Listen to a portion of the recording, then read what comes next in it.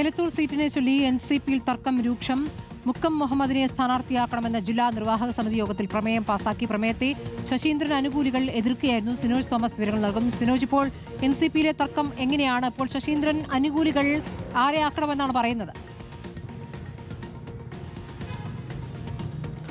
സ്മൃതി, അതായത് എലത്തൂർ സീറ്റുമായി ബന്ധപ്പെട്ട എൻസിപിയിൽ തർക്കങ്ങൾ തുടങ്ങിയിട്ട് കുറേ നാളുകളായി. അതായത് AK ശശീന്ദ്രൻ അവിടെ നിന്ന് മാറണം, പകരം NCP ജില്ലാ പ്രസിഡന്റും ജില്ലയിലെ LDF കൺവീനർ കൂടിയായ മുക്കം മുഹമ്മദിനെ മത്സരിപ്പിക്കണമെന്നാണ് ആവശ്യപ്പെട്ടത്. റിപ്പോർട്ടർ ടിവിയോട് തന്നെ മുക്കം മുഹമ്മദ് മത്സരിക്കാനുള്ള ആഗ്രഹം തുറന്നു പറഞ്ഞതാണ്. ഇതിന് പിന്നാലെ തന്നെ AK ശശീന്ദ്രൻ പാർട്ടി പറഞ്ഞാൽ താൻ മത്സരിക്കുമെന്ന നിലപാട് സ്വീകരിക്കുകയും ചെയ്തു. ഇതിന് പിന്നാലെയാണ് ജില്ലാ നിർവാഹക സമിതി യോഗം ഇന്ന് ചേർന്നത്.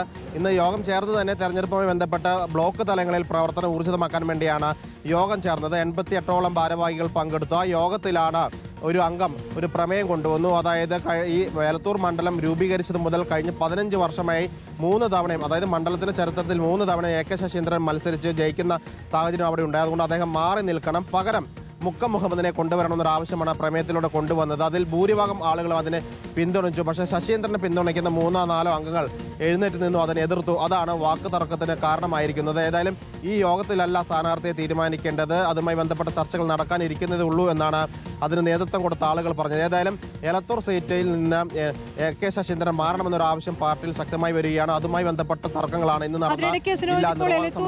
ഏറ്റെടുത്തേക്കുമെന്നുള്ള വാർത്തകളും ഉണ്ടായിരുന്നല്ലോ, എന്താണ് അതുമായി ബന്ധപ്പെട്ട് അറിയാനാകുന്നത്?